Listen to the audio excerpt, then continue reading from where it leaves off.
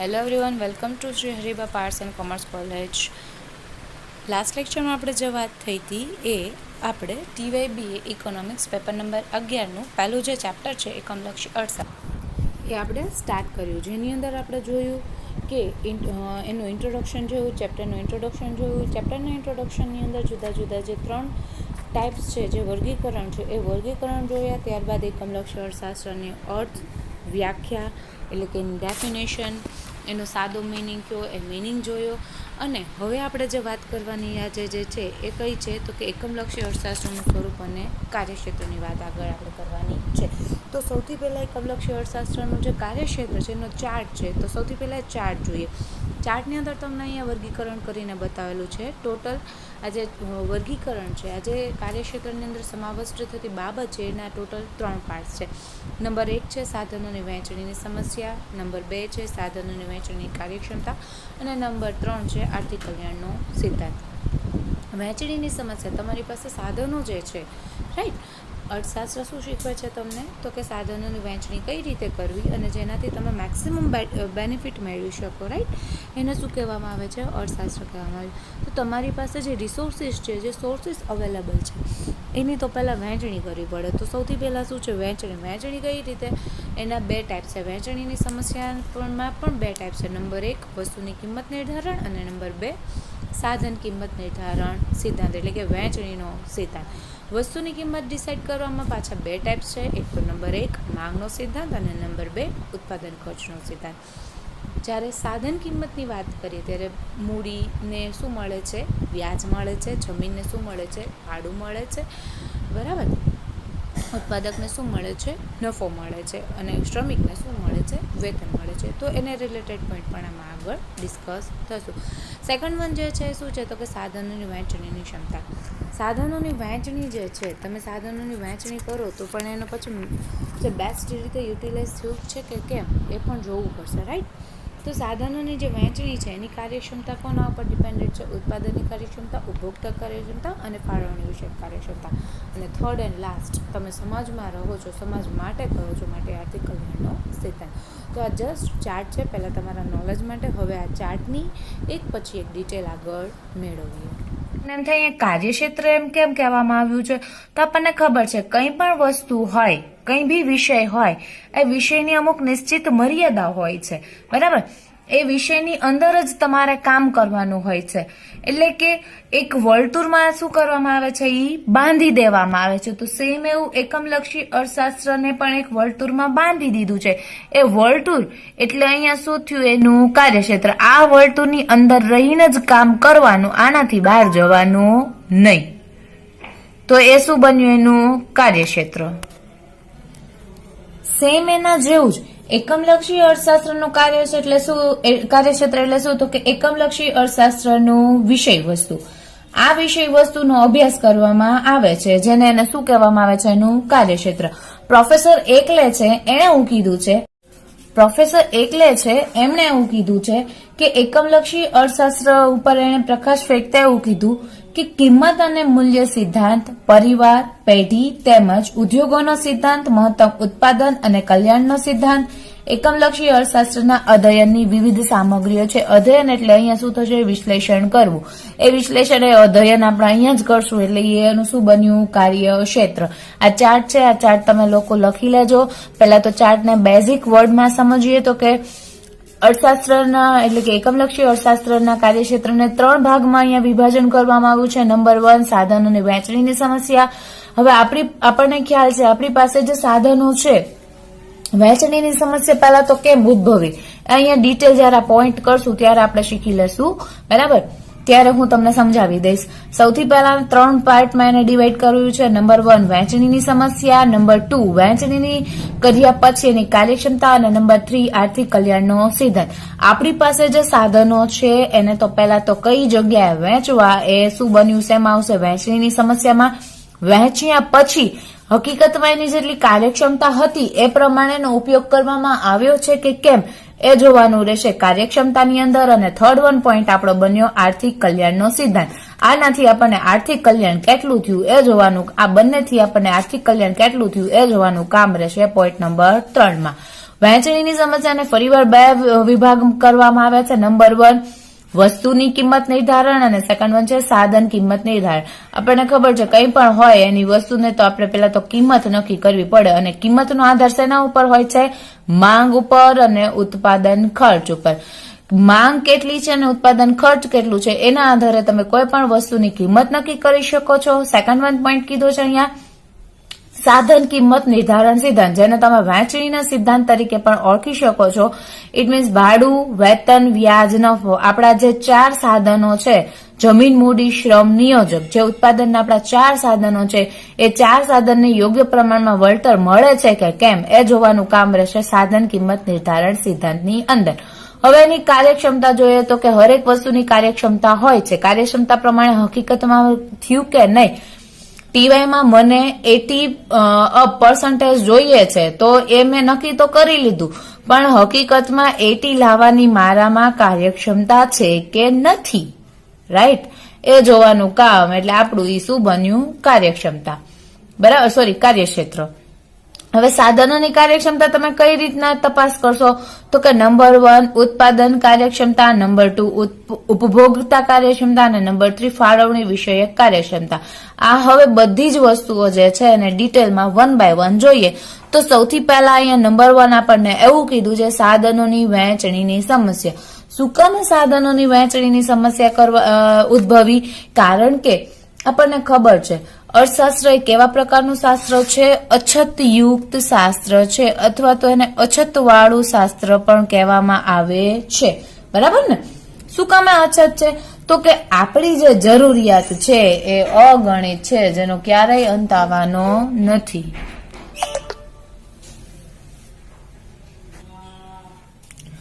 તો હવે જોઈએ સાધનોની વહેંચણીની સમસ્યા, જેમાં આપણે એવી વાત થઈ કે કોઈ પણ વસ્તુ જે છે, અર્થશાસ્ત્ર એ કેવા પ્રકારનું શાસ્ત્ર છે? તો કે અછતવાળું શાસ્ત્ર છે, અથવા તો અછતનું શાસ્ત્ર છે. આપણી જે જરૂરિયાતો છે, કોઈ પણ માનવીની જરૂરિયાત એ કેવી છે? અગણિત જરૂરિયાત છે. અગણિત જરૂરિયાત કયો તો પણ ચાલે, અમર્યાદિત જરૂરિયાત કયો તો પણ ચાલે. બરાબર? જ્યારે આપણને ક્યારેય કોઈ પણ વસ્તુથી સંતોષ થવાનો નથી. તો માનવીની જરૂરિયાત કેવી છે? અગણિત છે, અમર્યાદિત છે, અને એની સામે આપણી પાસે જે સાધનો જે છે એ કેવા છે? મર્યાદિત સાધનો છે. અમર્યાદિત જરૂરિયાત જે છે એને મર્યાદિત સાધનો વડે શું કરવાનું છે? આપણે પહોંચી વળવાનું છે. જો કે એ જ આપણે શીખીએ છીએ અર્થશાસ્ત્રમાં. અર્થશાસ્ત્રની બેઝિક ડેફિનેશનમાં જોઈએ તો અર્થશાસ્ત્ર શું સમજાવે છે, શું શીખવાડે છે? તો કે આપણી જે અમર્યાદિત જરૂરિયાતો છે એની સામે મર્યાદિત સાધનો છે, એની સામે કઈ રીતના પહોંચી વળવું એ શીખવાડે છે તમને કોણ? અર્થશાસ્ત્ર. તો આપણું જે અર્થશાસ્ત્ર એ છે એ કેવું છે? અછતનું શાસ્ત્ર છે. જરૂરિયાતો કેવી છે? આપણી અમર્યાદિત છે, એની સામે સાધનો કેવા છે? આપણા મર્યાદિત છે. તો હવે શું કરવાનું? તો કે સૌથી, જો આપણે વહેંચણી વાળો ટોપિક કરીએ છીએ, બરાબર ને, તો સૌથી પહેલા શું કામ કરવાનું? તો કે આપણી જે જરૂરિયાતો જે છે એને તો શું કરાય? અગ્રતા ક્રમ આપી દેવાય. જરૂરિયાત જે છે એને શું કહેવાય? અગ્રતા ક્રમ આપી દેવાય. અગ્રતા ક્રમ આપીએ તો એનાથી આપણને શું ફાયદો થાય છે? તો કે મહત્તમ લાભ થાય. હવે અગ્રતા ક્રમ આપવો ઇટ મીન્સ કે ફોર એક્ઝામ્પલ આપણે ચોઇસ લઈએ, એક એક્ઝામ્પલ લઈએ કે તમારી પાસે 2500 રૂપિયા અવેલેબલ છે. કેટલા? 2500 રૂપિયા એક સ્ટુડન્ટ તરીકે પર મંથ. તો 2500 રૂપિયામાં તમારે ઘણું બધું લેવું છે, રાઈટ? બધા પાસે પૈસા હોય તો વાપરવા તો હોય જ. 2500 રૂપિયામાં આપણે ઘણી બધી જરૂરિયાત છે એ ઉદ્ભવી છે. તો હવે જરૂરિયાત તો આપણી પાસે અસંખ્ય છે, તો એ જરૂરિયાતને સંતોષવી કેમ? જેનાથી એવી રીતે સંતોષ મેળવવાનો છે કે જેનાથી આપણને મહત્તમ લાભ થાય. તો કે સૌથી પહેલા આપણે 2500 રૂપિયા છે તો પહેલા તો આપણી જરૂરિયાત છે, પહેલા એને જરૂરિયાતનું લિસ્ટ બનાવી લઈએ, પછી એને એનો અગ્રતા ક્રમ આપીએ.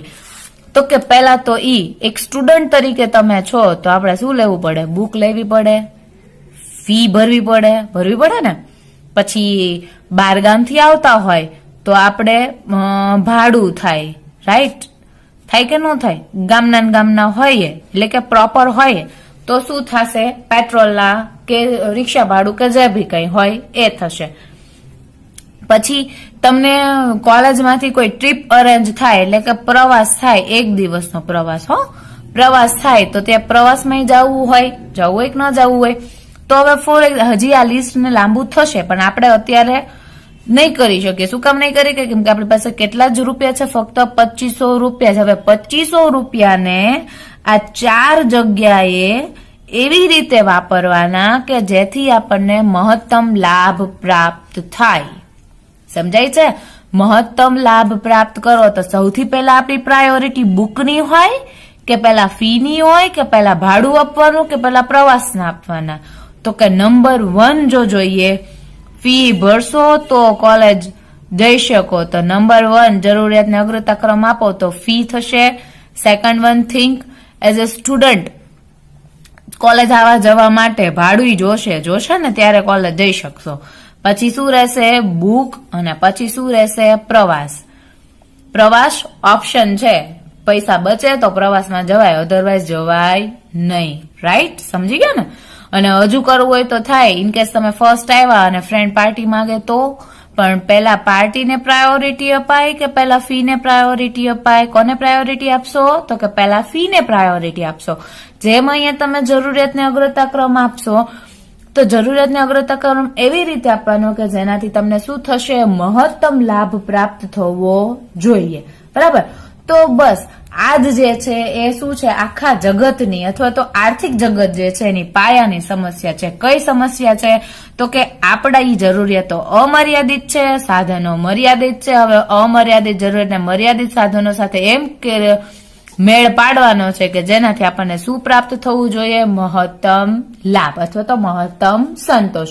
હવે એકમલક્ષી અર્થશાસ્ત્ર જે છે એ ઉત્પાદનના મર્યાદિત સાધનોની વિવિધ વસ્તુઓના ઉત્પાદન વચ્ચે કઈ રીતે ફાળવણી કરવી એ સમસ્યાનો અભ્યાસ કરનારું શાસ્ત્ર છે. હવે શું કીધું? તો કે ઉત્પાદનના મર્યાદિત સાધનો, આપણા જે ઉત્પાદનના સાધનો છે એ કેવા છે? મર્યાદિત સાધનો છે. આપણે પહેલા જ વાત થઈ કે આપણી પાસે સાધનો કેવા છે? મર્યાદિત. તો કે મર્યાદિત સાધનોને વિવિધ વસ્તુઓના ઉત્પાદન વચ્ચે કઈ રીતના ફાળવણી કરવી એ શીખવાડે છે. કોણ? તો કે અર્થશાસ્ત્ર. બરાબર? સાધનોની ફાળવણી દ્વારા એ નક્કી થઈ શકે છે, આપણે સાધનો ફાળવી લેશું ને એના આધારે તમે એવું નક્કી કરી શકો કે કઈ વસ્તુનું ઉત્પાદન કરવું, કેટલા પ્રમાણમાં ઉત્પાદન કરવું, કેવી રીતે ઉત્પાદન કરવું, એને મુક્ત બજાર જે છે એમાં મૂકવું, એ બધી જ સમસ્યાઓનું નિરાકરણ તમને અહીંયા થાય છે. બરાબર? હવે સાધનોની કિંમત કઈ રાખવી, આ બધું જ વસ્તુની કિંમત કેવી રાખવી એ બધું જ આમાં તમારે ડિટેલમાં આવશે. ફરીવાર બોલું છું, સાંભળો. આપણી જે સમસ્યાઓ છે એનો અભ્યાસ કરનારું શાસ્ત્ર છે. સાધનોની ફાળવણી દ્વારા જ આપણે એવું નક્કી થઈ શકે છે કે કઈ વસ્તુનું ઉત્પાદન કરવું, કેવી રીતે ઉત્પાદન કરવું, કેટલા પ્રમાણમાં ઉત્પાદન કરવું. કોઈ એક મુક્ત બજાર અર્થતંત્રમાં વિવિધ ઉત્પાદનના સાધનોની ફાળવણી જુદી જુદી વસ્તુઓ અને ઉત્પાદનના સાધનોની કિંમત ઉપર શું કરે છે? આધાર રાખે છે. આથી એક કિંમત જે છે એનું અધ્યયન કરનારું શાસ્ત્ર છે. હવે કિંમત આવ્યું તો માટે પાછા પહોંચી જવું પર શું આવશે? તો કે વસ્તુની કિંમત નિર્ધારણ શાસ્ત્ર. બરાબર? હવે વસ્તુની કિંમત નિર્ધારણ શાસ્ત્ર જે છે, આપણે જે સાધનો છે, સાધનોની સમસ્યા છે એની અંદર 2 પાર્ટ છે. વસ્તુની કિંમત નિર્ધારણ સાધન અને સાધન કિંમત નિર્ધારણ સાધન. બરાબર? તો વસ્તુની કિંમત નિર્ધારણ સાધનની અંદર જો જોઈએ તો કે એમાં શું આવે? વસ્તુની કિંમત નિર્ધારણ સાધનની અંદર તો પહેલા તો ઈ હેડિંગ જોઈએ, પછી જોઈએ માંગનો સિદ્ધાંત ને ઉત્પાદન ખર્ચનો. બરાબર? તો કે સૌથી પહેલા જો જોઈએ વસ્તુની કિંમત નિર્ધારણ સિદ્ધાંત.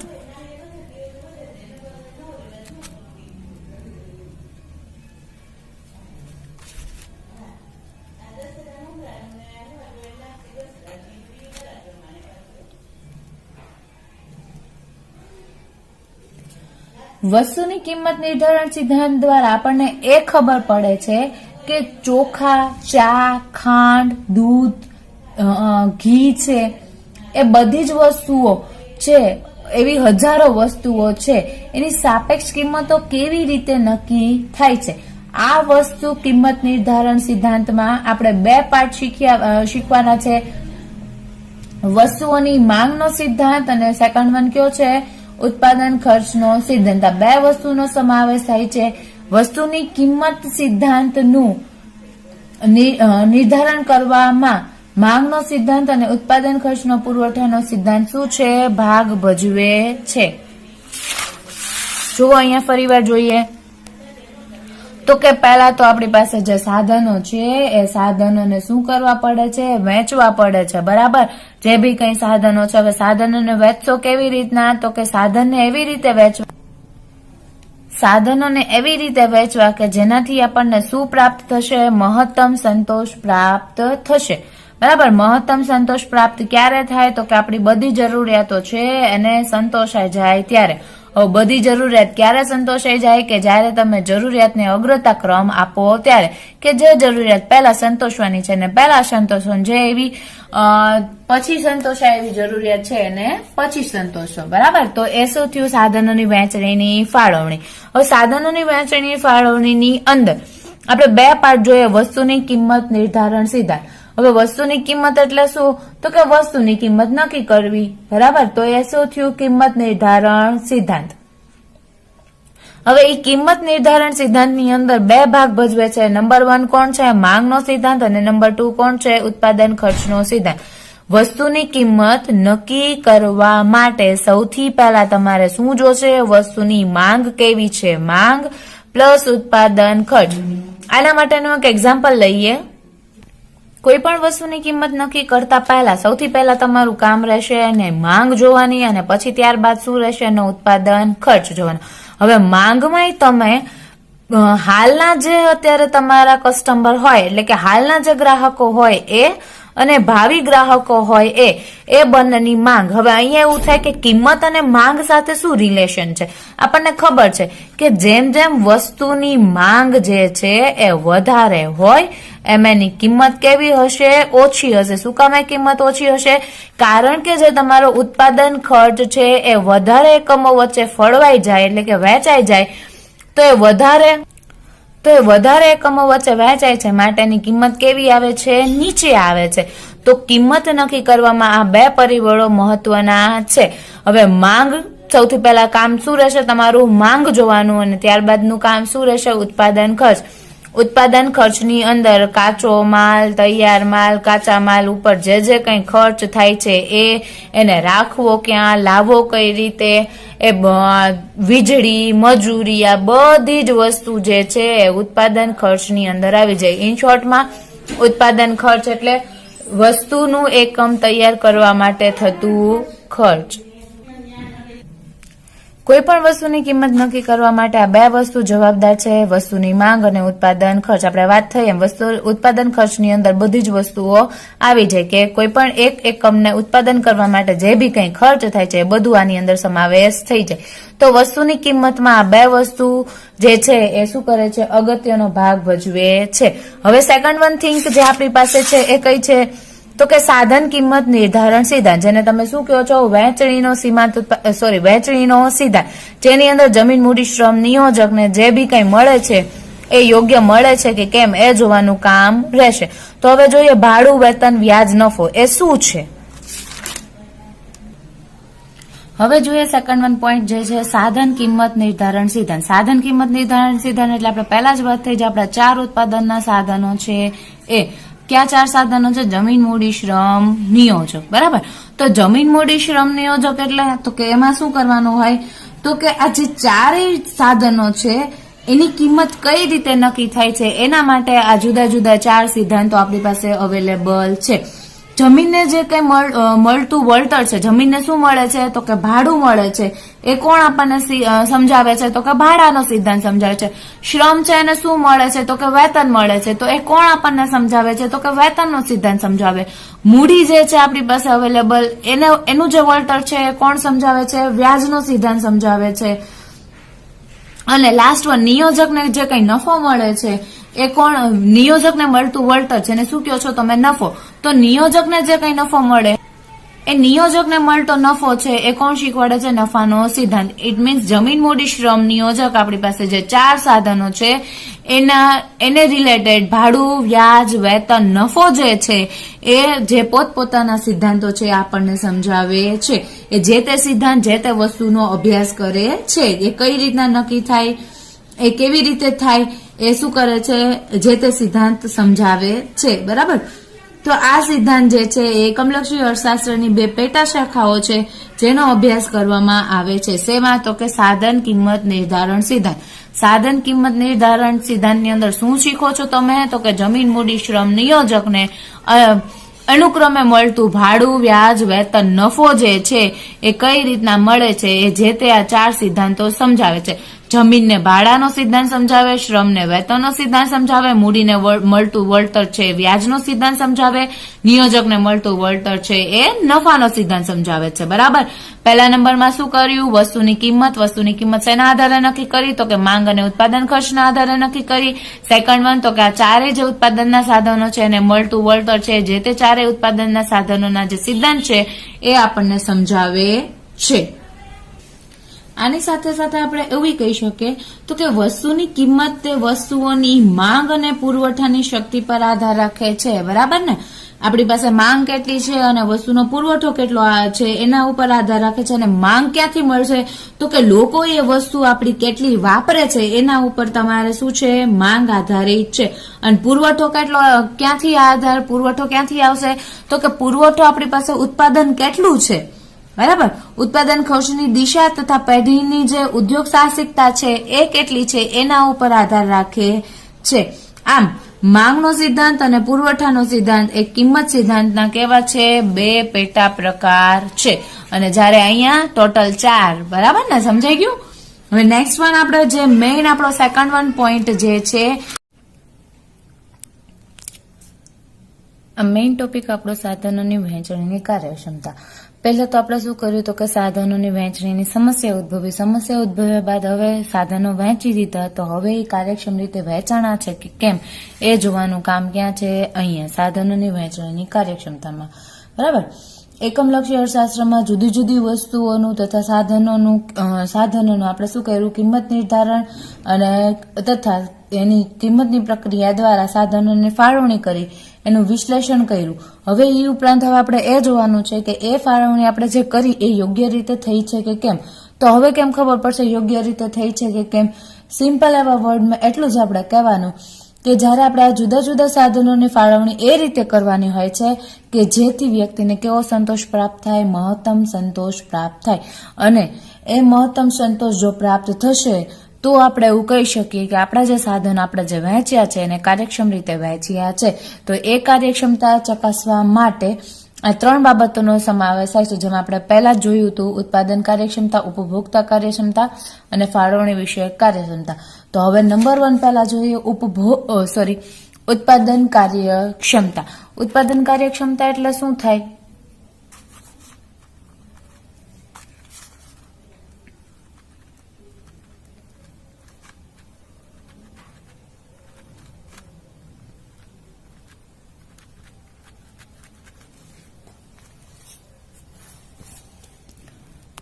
ઉત્પાદન કાર્યક્ષમતા એટલે શું? તો કે ઉત્પાદન કાર્યક્ષમતા એટલે એવી ક્યારે તમે એને કહી શકો? તો ઉત્પાદન કાર્યક્ષમતા એટલે નિશ્ચિત સાધનો વડે વિવિધ વસ્તુઓનું ઉત્પાદન મહત્તમ ઉત્પાદન કરવામાં આવે છે. ઇટ મીન્સ આપણી પાસે જેટલા સાધનો હતા, બરાબર, જેટલા સાધનો હતા એનો આપણે ઉત્પાદન તરીકે એનો આપણે ઉપયોગ કરી લીધો અને એનાથી આપણે શું મેળવ્યું છે? ઉત્પાદન. બરાબર. મહત્તમ ઉત્પાદન મેળવ્યું. મહત્તમ એટલે આપણને જેમાં સંતોષ છે એટલું ઉત્પાદન આપણે મેળવ્યું. જ્યારે આ ઉત્પાદન કાર્યક્ષમતા એક વખત જ્યારે મહત્તમ ઉત્પાદન કાર્યક્ષમતા એક વખત તમે પ્રાપ્ત કરી લ્યો એટલે કે મેળવી લ્યો ત્યાર પછી શું કરવાનું? તો કે ત્યારે નિશ્ચિત સાધનોની વિવિધ વસ્તુઓ અને સેવાઓની શું કરવાની? પુનઃ ફાળવણી. ઇટ મીન્સ કે આ સાધનો દ્વારા તમે જે ઉત્પાદન કર્યું એ ઉત્પાદન કરીને તમે મહત્તમ સંતોષ પ્રાપ્ત કર્યો. બરાબર. તમે શું કરો છો? મહત્તમ સંતોષ પ્રાપ્ત કર્યો. તો મહત્તમ સંતોષ પ્રાપ્ત થયા પછી હવે શું કરવાનું રહેશે? તો કે એકવાર આ મહત્તમ સંતોષ સુધી તમે પહોંચી ગયા ત્યારબાદ આ સાધનોની પુનઃ ફાળવણી કરવાની, એટલે કે ફરીવાર ફાળવણી કરવાની. ફરીવાર ફાળવણી કરવાથી શું થશે? આ જે સાધનો છે એની ફરીવાર ફાળવણી કરો, પુનઃ ફાળવણી કરો એટલે કે ફરીવાર ફાળવણી કરો. તો ફરીવાર ફાળવણી કરવાથી શું થશે? તો કે પહેલા જે કોઈ વસ્તુનું તમે ઉત્પાદન કરતા હતા એમાં ઘટાડો કર્યા વિના બીજી ઉત્પાદનની જે તમે, એટલે કે બીજી વસ્તુનું જે તમે ઉત્પાદન કરશો એમાં વધારો શક્ય બનતું નથી. ઇટ મીન્સ પહેલી જે વસ્તુ હતી એમાં શું જોવા મળશે? ઉત્પાદનમાં ઘટાડો, અને ત્યારે તમને બીજી વસ્તુમાં વધારો જોવા મળશે. શું કામ? કારણ કે આ નિયમ છે. પહેલી વસ્તુ હવે શું થઈ ગયું છે? જૂનું થઈ ગયું. જો તમારે માર્કેટમાં ટકવું હોય તો તમારે શું કરવું પડે? હવે નવી નવી કંઈક ને કંઈક વસ્તુ આપવી પડે, એટલે તો જ તમે બીજી વસ્તુમાં વધારો કરી શકો છો. ફોર એક્ઝામ્પલ, કોઈ મોબાઈલ બનાવતી કંપની હોય, બરાબર, તો અગર એ એક જ ફોનની અંદર તમને બધા જ ફીચર્સ આપી દે તો એનો એક જ ફોન વધારે ચાલશે. પણ જ્યારે એ ફોનમાંથી એની પૂરેપૂરી કાર્યક્ષમતા લેવાઈ જશે ત્યારે હવે શું કરશે? તો કે એ ફોન સિવાય કંઈક નવા ફીચર્સ, કોઈ નવા બીજો ફોન લોન્ચ કરશે અને બીજા ફોનમાં નવા ફીચર્સનું શું કરશે? એડિશન કરશે. તો માટે હવે શું થશે? જે પહેલા જૂનો ફોન હતો એનું પ્રોડક્શન અથવા તો એની ડિમાન્ડમાં શું જોવા મળશે? ઘટાડો જોવા મળશે. હવેનું બધું જ ધ્યાન નવો ફોન જે લોન્ચ કરવાના છે એના ઉપરનો રહેશે. એટલે એનું પ્રોડક્શન કામ વધારવું, એમાં ક્યાં ક્યાં નવા ફીચર્સ કરવા, એ બધું કામ હવે શું કરશે? એ બીજી વસ્તુ પર ધ્યાન આપશે. એટલે આ એક પ્રકારનો નિયમ છે અને આપણને ખબર છે જૂની વસ્તુ હંમેશા આઉટ ઓફ ડેટ થતી જાય છે, માટે એના લીધે જ નવી વસ્તુ અસ્તિત્વમાં આવે છે. ઇટ મીન્સ પહેલા જે વસ્તુની ડિમાન્ડ હતી, પહેલી વસ્તુની જે ડિમાન્ડ હતી, જ્યાં સુધીમાં ઘટાડો નહીં જોવા મળે ત્યાં સુધી તમને બીજી વસ્તુમાં વધારો જોવા મળશે નહીં. નહીતર તો આમાં સક્સેસ કઈ રીતના મળે છે તે કંપનીને, બરાબર? તો આ શું બન્યું? તો કે આમ ઉત્પાદન કાર્યક્ષમતા છે એને શું કર્યું? નિયોજકોને મહત્તમ ઉત્પાદન કરવાની કાર્યક્ષમતા દર્શાવે છે. આ બન્યું ઉત્પાદન કાર્યક્ષમતા. હવે સેકન્ડ વન થિંક જે છે એ છે ઉપભોક્તા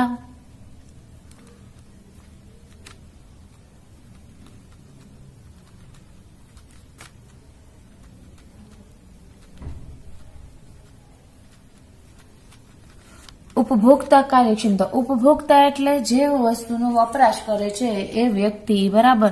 તો હવે એની કાર્યક્ષમતા ક્યારે મળે? તો કે આપણને ખબર છે, આપણે કોઈ બી વસ્તુ લઈએ તો એમાં આપણને મહત્તમ સંતોષ પ્રાપ્ત થાય તો આપણે એવું કહીએ કે મેં જે પૈસા વાપર્યા એ કેવા છે? બરાબર છે. મેં આપ્યા એ પૈસા કેટલા છે?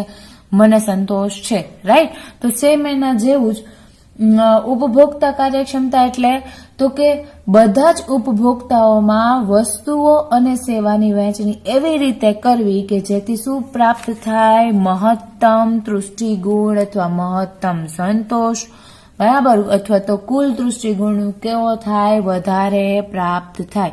કુલ તૃષ્ટિગુણમાં શું હોવું જોઈએ? વધારો હોવો જોઈએ. અને એક આ નિયમ જ છે, એક વખત તમે જ્યારે કાર્યક્ષમતા એટલે કે તૃષ્ટિગુણ પ્રાપ્ત કરી લ્યો પછી વસ્તુ અને સેવાનું ફરીવાર જ્યારે તમને વિતરણ કરવામાં આવે ત્યારે પહેલી વખતમાં જેટલો સંતોષ મળે છે એટલો સંતોષ તમને બીજી વખતમાં મળતો નથી, બરાબર? એટલે એવું કહેવામાં આવે છે કે ઘણી વખત એવું બને છે કે કેટલીક વ્યક્તિઓ નો સંતોષમાં ઘટાડો જ્યાં સુધી ન થાય ત્યાં સુધી અન્ય બીજી વ્યક્તિઓના સંતોષમાં તમે વધારો કરી શકતા નથી. એક વ્યક્તિના સંતોષમાં ઘટાડો થાય ત્યારે જ સામે બીજી વ્યક્તિના સંતોષમાં વધારો થઈ શકે છે. કેમ કે તૃષ્ટિગુણનો નિયમ છે, જેમ જેમ તમે વસ્તુનો વપરાશ કરતા જાઓ, જેમ જેમ તમે ઉપભોગ કરતા જાઓ તેમ તેમ તમને એ વસ્તુને એક વધારાના એકમથી મળતો જે તૃષ્ટિગુણ છે એમાં હંમેશા શું જોવા મળે છે? તમને ઘટાડો. સેમ એવું જ અહીંયા ઉપભોક્તા કાર્યક્ષમતા માટે છે. જ્યાં સુધી કોઈ એક વ્યક્તિના તૃષ્ટિગુણમાં ઘટાડો જોવા નહીં મળે ત્યાં સુધી તમને બીજા વ્યક્તિને તમે પૂરો તો સંતોષ પ્રાપ્ત કરી શકશો નહીં, પૂરતો સંતોષ આપી શકશો નહીં. અને જો એને સંતોષ ન મળે તો તમારી જે સાધનોની વહેંચણી છે એ કાર્યક્ષમ રીતે થઈ એવું કહેવાય નહીં. માટે ઉપભોક્તા કાર્યક્ષમ પણ હોવું જરૂરી છે. થર્ડ વન પોઈન્ટ ફાળવણી વિષયક કાર્યક્ષમતા. ફાળવણી વિષયક કાર્યક્ષમતા એટલે જો શબ્દ જ તમને અહીંથી જ ખબર પડે, ફાળવણી કે તમે જે કરો છો એ. ઇટ મીન્સ તો કે વસ્તુનું ઉત્પાદન કરવું અને એટલા પ્રમાણમાં કરવું જેટલી સમાજને ઈચ્છા હોય, એટલે કે સમાજની ઈચ્છાને અનુરૂપ. બરાબર. હવે એમાં સમાજની ઈચ્છા તો કે હા, તો કે તમે વસ્તુનું જે ઉત્પાદન કરો છો એ ઉત્પાદનનું નિર્દેશ એ પ્રકારનું હોવું જોઈએ કે જેથી કોઈ પણ વ્યક્તિને શું પ્રાપ્ત થાય? મહત્તમ સંતોષ પ્રાપ્ત થાય. બરાબર. મહત્તમ સંતોષ પ્રાપ્ત થઈ શકે, અથવા તો એવું કહી શકે કે દેશમાં ઉત્પાદન પ્રક્રિયાનું માળખું એવી રીતે ગોઠવવું કે જેથી વ્યક્તિઓ દ્વારા ઈચ્છિત વિવિધ વસ્તુઓ અને સેવાઓની માંગને અનુરૂપ ઉત્પાદન થશે. ઇટ મીન્સ કે ફોર એક્ઝામ્પલ કોઈ ગરીબ વ્યક્તિ છે, બરાબર, કોઈ ગરીબ વ્યક્તિ છે તો એને હાઈફાઈ ફોન છે એ પરવડે નહીં. તો આવી ગરીબ વ્યક્તિઓ માટે તમે ફોન 1000 થી લઈને 2000 રૂપિયા સુધીનો બનાવો કે 5000 રૂપિયા સુધી 1000 થી લઈને 2000 રૂપિયા સુધીનો બનાવો તો એ જે તે ગરીબ વ્યક્તિને ફોન છે એ પરવડશે. એની સામે જેની પરિસ્થિતિ નબળી, જે મધ્યમ વર્ગના લોકો છે, તો મધ્યમ વર્ગના લોકો માટે તમે કઈ રીતના કરી શકો? તો કે એ લોકો માટે 5000 થી લઈને તમે 15 કે 20000 રૂપિયા સુધીનો ફોન છે એ કરી શકો છો. બરાબર. મધ્યમ વર્ગને એ પોસાશે. એની સામે જે ધનિક વર્ગ છે તો ધનિક વર્ગ માટે તમે 20000 થી લઈને જેટલા હજારનો કરવો હોય એટલો ફોન કરી શકો છો. કારણ શું કામ છે? ધનિક છે એ જનરલી 25-30 હજાર આજુબાજુનું થશે. છતાં પણ અહીંયા એક્ઝામ્પલ માટે મેં આવું લીધું છે. ગરીબ વર્ગ માટે ગરીબ વર્ગને પોસાય એ રીતના ફોન તમે આપો, મધ્યમ વર્ગને પોસાય એ રીતના ફોન આપો ને ધનિક વર્ગને પોસાય એ રીતના ફોન આપો. તો તમે જે સાધનોની ફાળવણી કરી છે એ ફાળવણી કેવી બનશે? વિષયયુક્ત કાર્યક્ષમતા. ઇટ મીન્સ ફાળવણી તમારી યોગ્ય રીતે બનશે. એટલે એવું કહી શકાય કે તમારા દેશમાં જે જરૂર છે વસ્તુની, ગરીબોને ઓછી સસ્તી વસ્તુ, ધનિકોને મોંઘી વસ્તુ, એવી વસ્તુ જો તમે પ્રોવાઈડ કરો તો એ તમારા માટે ફાળવણી કેવી ગણાશે? સાચી ગણાશે. એને કાર્યક્ષમ તમે કહી શકો છો. ઇટ મીન્સ એ જે માંગે છે એવું તમે ઉત્પાદન આપો તો એ શું થયું? માંગને અનુરૂપ ઉત્પાદન થયું. એ જે સેવાઓ માંગે, જે વસ્તુઓ માંગે એને માંગને અનુરૂપ થશે. આપણને ખબર છે અત્યારે ઓનલાઈન ટ્રેન્ડ વધારે છે, તો હવે એ શું થયું? એક પ્રકારની વસ્તુઓ તમને ઘર બેઠા જ હવે મળી જાય છે. બરાબર. જેવું તમે માંગો એવું મળે. સાઈઝમાં કલર ડિફરન્સ કંઈ બી આવે તો તમે એને રિપ્લેસ કરી શકો, બધું જ. તો હવે આ શું થયું? તો કે જેમ જેમ કસ્ટમરની ડિમાન્ડ આવતી ગઈ એમ એમ જે તે પેઢી એની સાથે સંકળાતું ગયું અને એમ એમ જે તે પેઢી છે એ કસ્ટમરની ડિમાન્ડને સંતોષ આપતું ગયું. હવે નેક્સ્ટ વન જે આપણો આર્થિક કલ્યાણનો સિદ્ધાંત. હવે આર્થિક કલ્યાણના સિદ્ધાંતમાં હોય, આર્થિક કલ્યાણ એટલે શબ્દ જે પાછું તમને દર્શાવે છે કે બધાનું કલ્યાણ થવું જોઈએ, એને શું કહેવામાં આવે છે? આર્થિક કલ્યાણ. બરાબર.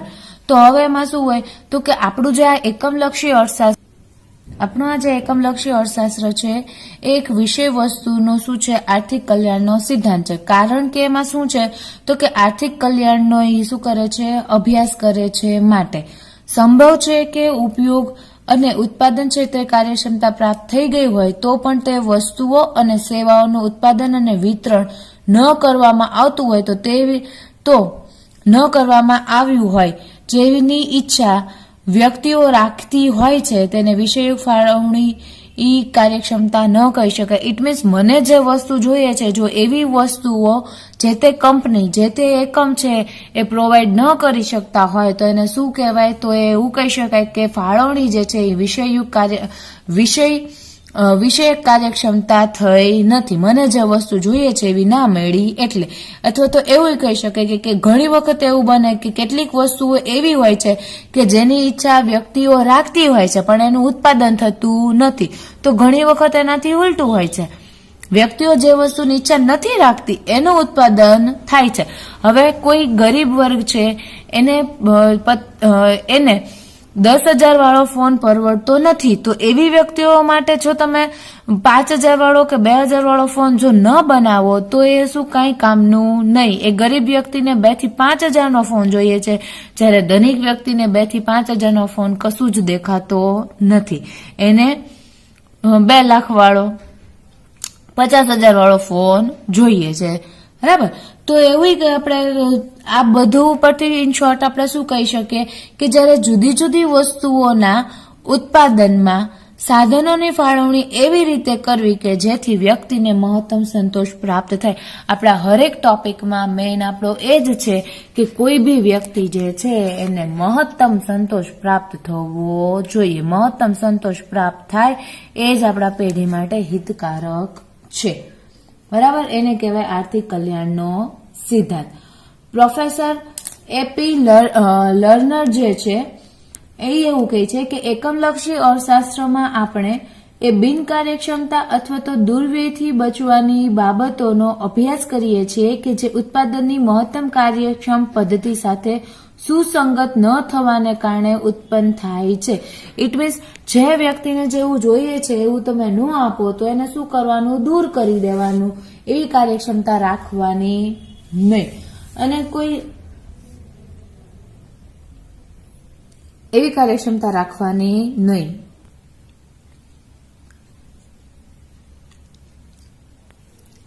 એટલે કે બિનકાર્યક્ષમતા ક્યારે ઉદ્ભવે છે તો કે જ્યારે જે વસ્તુ જેવી જરૂર છે એવી તમે વસ્તુ પ્રોવાઈડ કરતા નથી, ત્યારે તમે તમારા સાધનનો કાર્યક્ષમ ઉપયોગ નથી કરતા, તો માટે શું થયું, એ બિનકાર્યક્ષમતા થઈ, બરાબર. એટલે એવું કહેવા માંગે છે કે વસ્તુઓનું જે રીતે ઉત્પાદન અને ઉપભોગ કરવામાં આવી રહ્યું હોય તેને પુનઃ વ્યવસ્થિત કરીને જે વસ્તુના પ્રમાણ જે દુર્લભ વસ્તુઓ જે છે એના પ્રમાણમાં ઘટાડો કર્યા વિના બીજી કોઈ દુર્લભ વસ્તુના ઉત્પાદનના પ્રમાણમાં વધારો કરવો. અથવા એવું કહી શકાય કે વસ્તુ જે હાલની વસ્તુ જે છે એના સ્થાને કોઈ બીજી એના કરતા સારી જે ગ્રાહકને જોઈએ છે એવી ઈચ્છનીય વસ્તુ, બરાબર, એ તમે પ્રસ્થાપિત કરો. વર્તમાન વસ્તુના સ્થાને તમે બીજી કોઈ જે કસ્ટમરને નવી વસ્તુની જરૂરિયાત છે એવી વસ્તુ આપો તો એ શું થયું, તમારો આર્થિક કલ્યાણ થયો. એ તમે બધા માટે તમે આર્થિક કલ્યાણની બાબતમાં થયું. અથવા તો જનસમાજનું જીવન ધોરણ ઊંચું આવે છે આના લીધે, તો એ પણ શું થયું, એક પ્રકારનું આર્થિક કલ્યાણ, બરાબર. તો આ હતું અર્થશાસ્ત્રનું સ્વરૂપ અને કાર્યક્ષેત્ર.